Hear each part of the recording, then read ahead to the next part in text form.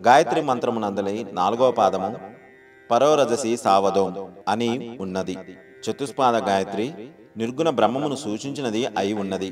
కుండలిని శక్తి 24 తత్వములలో ఈ జగత్తులు సృష్టి చేయును.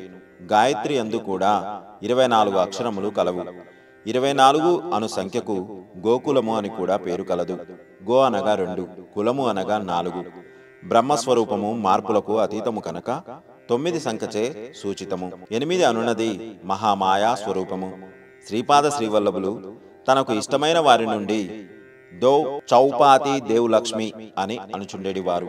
జీవులందరికీ ప్రతిస్వరూపము పరబ్రహ్మమే కనుక పతి దేవ్ అనున్నది 9 సంఖ్యను, లక్ష్మి అనున్నది 8 సంఖ్యను, దో అనున్నది 2 సంఖ్యను, చౌ అనున్నది 4 సంఖ్యను సూచించినవి అయి ఉన్నవి.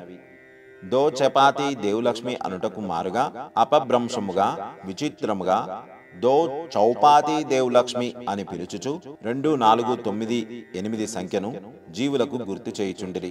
గోకులమునందలి పరబ్రహ్మము పరాశక్తి శ్రీపాద శ్రీవల్లభ రూపముననే ఉన్నవి. శ్రీకృష్ణ పరమాత్మయే శ్రీవల్లభులని తెలియము. గాయత్రి మంత్ర స్వరూపము వారి నిర్గుణ పాదుకలని గుర్తించెదము.